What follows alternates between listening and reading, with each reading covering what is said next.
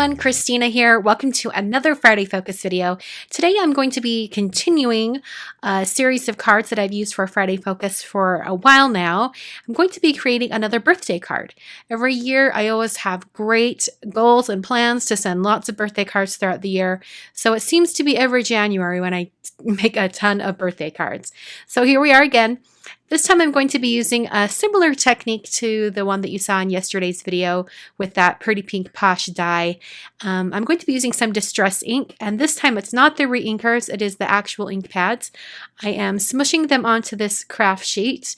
I'm using Worn Lipstick, Squeezed Lemonade, and Tumble Glass. And now I'm going to take my mister bottle and mist those ink splotches just to get everything wet and add a lot of water.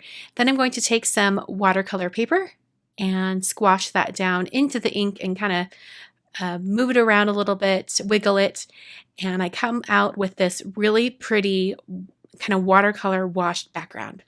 So I'm going to hit this with my heat tool until it's completely dry. Then I'm going to turn over that watercolor piece and pounce it back into those remaining ink splotches.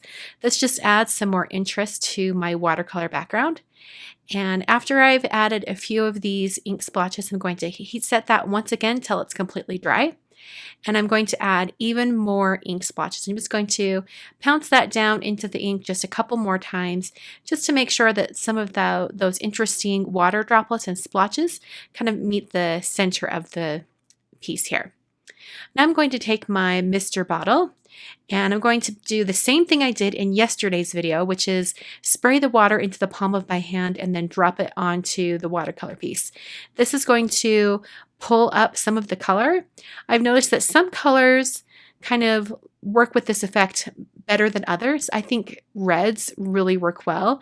So you'll see when after I kind of tilt this piece here and kind of get it moving and it starts to wick away at that color.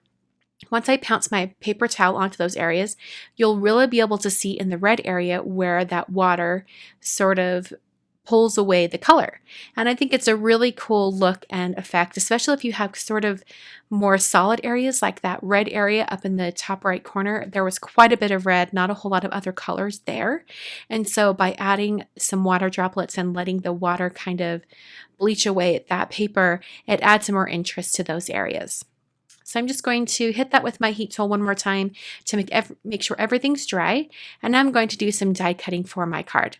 I'm using the pink circles from Paper Smooches. I'm using the largest circle, and I'm also using Lawn Fawn's Circle Stackables. I'm going to take the pink circle and die cut that watercolor piece.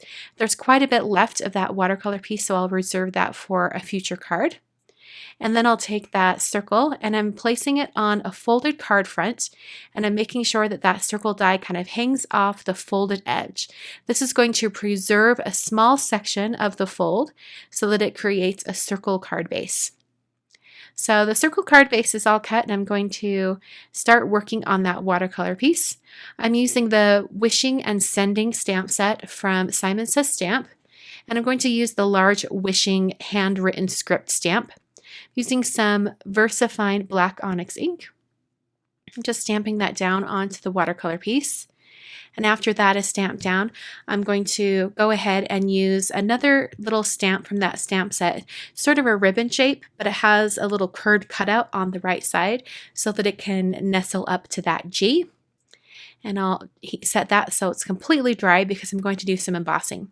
Before I get to the embossing, I noticed that because I was stamping on watercolor paper, I didn't get as solid of an impression with the black ink, and I really wanted to make sure that it was completely solid behind this ribbon here because I'm going to be embossing with some small white letters, and I want to make sure they'll stand out. So I took my Copic multiliner brush pen and just added some black on top of that, making sure it's completely dry. And then I took my EK Success powder tool and added a little bit of powder just to eliminate any wetness or any moisture that's left behind.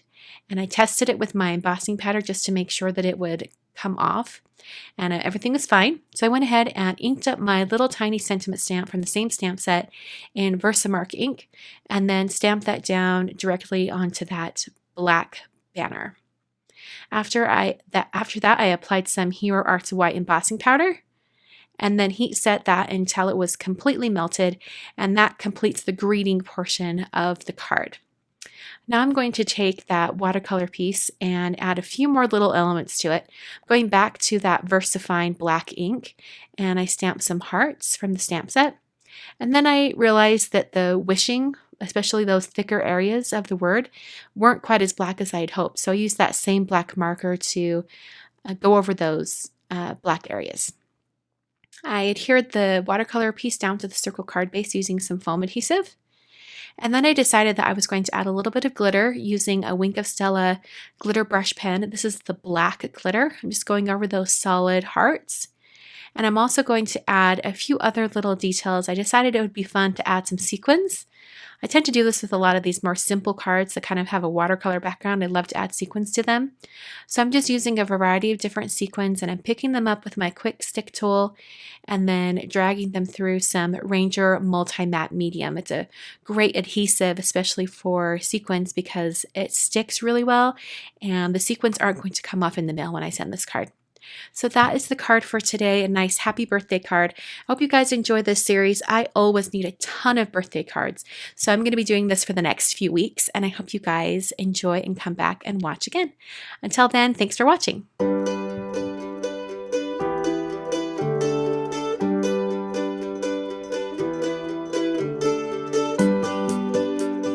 I have 3 more circle cards for you to check out, and they are on screen right now. Feel free to click on any of those and it will go directly to those card videos. You can visit my blog at kwarnerdesign.com, and you can also hit that subscribe button in the top corner.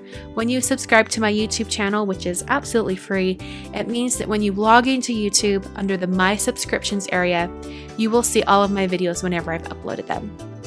You can also visit me on social media at Twitter, Facebook, Instagram, and Pinterest. And thanks so much for watching. I will see you guys in the next card video.